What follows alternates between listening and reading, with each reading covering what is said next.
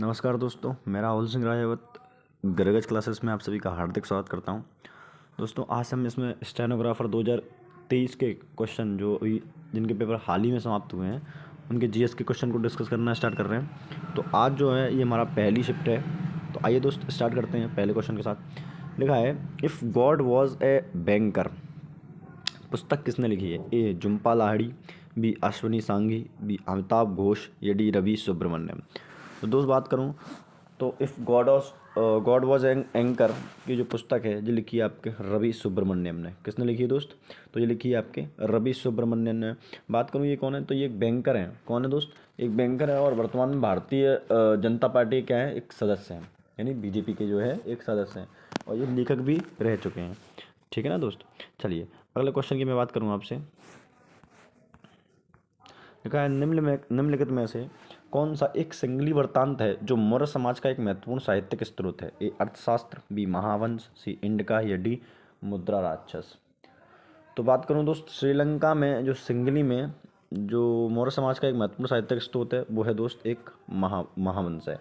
क्या है दोस्त? महावंश। इस महावंश में क्या लिखा है? तो इस महावंश में लिखा है जो मौर्य समाज के वह राजा जो श्रीलंका गए थे तो उनकी यात्रा के बारे में इसमें वर्णन किया गया है। ठीक है ना दोस्त। चलिए अगले क्वेश्चन की बात करूँ मैं आपसे। अगला क्वेश्चन है कि 73वां संविधान संशोधन अधिनियम 1992 के माध्यम से सरकार ने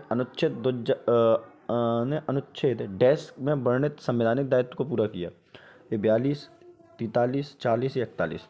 तो दोस्त ये किया था आर्टिकल 40 में। किसमें किया था? आर्टिकल 40 को। क्या लिखा था इसमें? तो आर्टिकल 40 में लिखा हुआ है कि राज्य ग्राम पंचायत को स्वशासन की इकाई के रूप में संगठित करने के लिए कदम उठाएगा। ठीक है ना दोस्त। चलिए अगला क्वेश्चन है कि निम्नलिखित में से किस पंचवर्षीय योजना में गरीबी उन्मूलन, गरीबी हटाओ और आत्मनिर्भरता को प्रमुख योजना उद्देश्य के रूप में घोषित किया गया?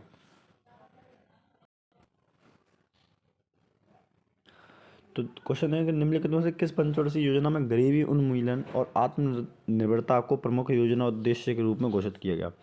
ए पंचवर्षीय योजना, बी छठी पंचवर्षीय योजना, ये पांचवी है ना, बी सी सातवीं पंचवर्षीय योजना या डी आठवीं पंचवर्षीय योजना। तो दोस्त ये थी आपकी पांचवी पंचवर्षीय योजना। कौन सी पंचवर्षीय योजना थी? तो ये थी आपकी पांचवी पंचवर्षीय योजना। और ये कब से कब तक चली थी? तो ये 1974 से लेके 1978 तक चली। कब से चली? 1974 से लेके 1978 तक चली। और इसी समय ये जो इसमें जो नारा दिया गया गरीबी उन्मूलन और आत्मनिर्भरता का, ये एक्चुअली ये नारे जो दिए गए थे वो इंदिरा गांधी के द्वारा 1971 में दिए गए थे, है ना। और इसी समय इंदिरा गांधी प्रधानमंत्री भी हुआ करती थी, है ना। चलिए तो आगे बढ़ते हैं। लिखा है कि भारत की कृषि भूमि पर अत्यधिक दबाव के लिए निम्नलिखित में से कौन से कारणों को जिम्मेदार ठहराया जा सकता है? ए विरासत का अधिकार, बी अलाभकारी भूमि जोत का अधिकार, सी भूमि विभाजन या बहुफसल। ठीक है, बहुफसल मेरे को ये तीन तो हो सकते हैं। बहुफसल का इससे कोई रिलेशन नहीं है। तो आपका जो ऑप्शन होगा वो हो जाएगा ए बी और सी, तीनों ए बी सी। ठीक है। चलिए लिखा है कॉलम ए कॉलम बी के विषय निम्नलिखित में से सही मेल कीजिए। मतलब कुल मिला ये जानना चाह रहा है कि भूप्रपटी पे कौन सा तत्व कितनी मात्रा में पाया जाता है। तो देखिए दोस्त, मैं जानता हूँ कि भूप्रपटी में जो सबसे ज़्यादा जो पाया जाता है वो पाया जाता है आपका ऑक्सीजन। ये जो कितना है, ये 46.6%। ठीक है। दूसरे नंबर की दूसरी बात करूँ तो सिलिकॉन जो है इसके दूसरे नंबर पे आता है आपका सिलिकॉन, जो जिसकी मात्रा है 27.7%। तीसरी की बात करूँ आपका एल्युमिनियम की जो मात्रा है वो है आपके 5%। सॉरी, एल्युमिनियम की मात्रा है 8.1% और लोहे की जो मात्रा है वो है 5% के, है ना। तो इस तरीके से ये कुछ तत्व पाए जाते हैं। तो आप देख लेते हैं।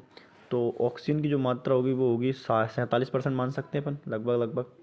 सिलिकॉन 27 तो सिलिकॉन को अपन मान सकते हैं जो है बी, है ना, 28% लगभग।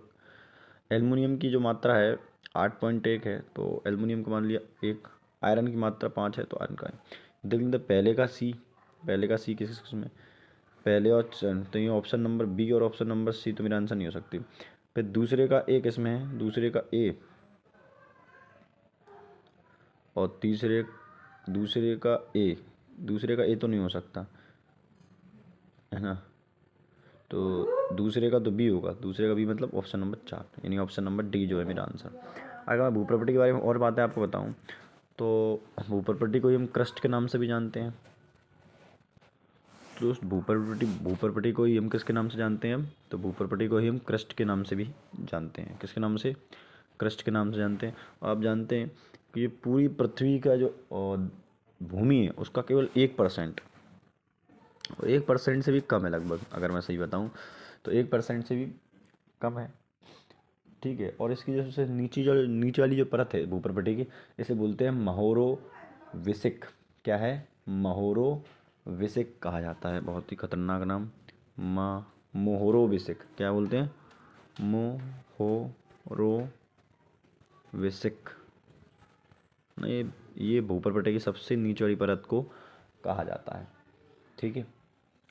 और इस परत की जो मोटाई है वो कहाँ है? 8 से लेकर 40 किलोमीटर तक के बीच में पाई जाती है, ठीक है ना दोस्त। चलिए अगले क्वेश्चन की बात करूँ। अगला क्वेश्चन है, केंद्र शासित प्रदेश लद्दाख की झांकी नई दिल्ली में राजपथ पर पहली बार किस वर्ष प्रदर्शित की गई थी? तो जो लद्दाख की जो झांकी है पहली बार जब प्रदर्शित की गई थी, ये की गई थी आपकी 2021 में। कब की गई थी दोस्त?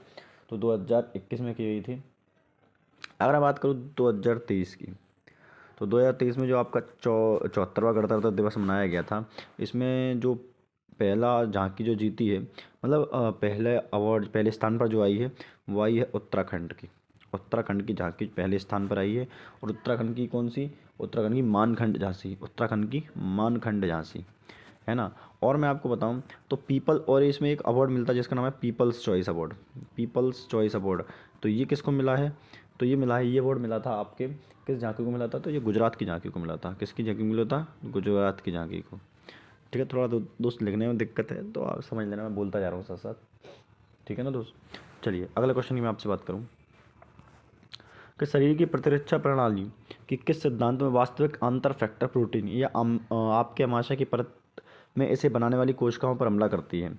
ए Wernicke Korsakoff syndrome, hepatic crisis cirrhosis, या हार्टनप रोग, या प्रणाली अरक्तता।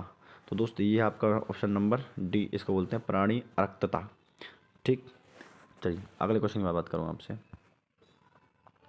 मार्च 2023 की प्राप्त जानकारी के अनुसार केंद्रीय पर्यटन मंत्री कौन है?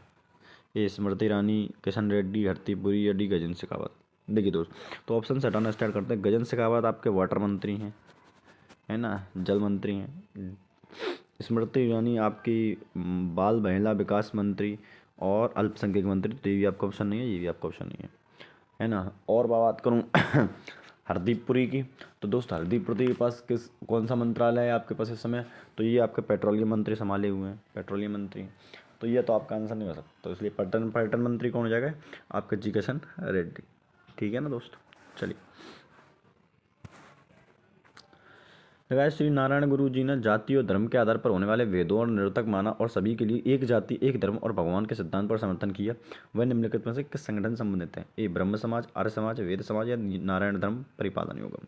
तो दोस्त जो श्री गुरु नारायण है, इसका क्वेश्चन इससे क्वेश्चन रिलेटेड है जो आपके एमटीएस में कई बार पूछा गया। एमटीएस 2023 में भी इसका क्वेश्चन पूछा गया था, है ना। ये रिपीटेड क्वेश्चन है, 2023 में भी पूछा गया।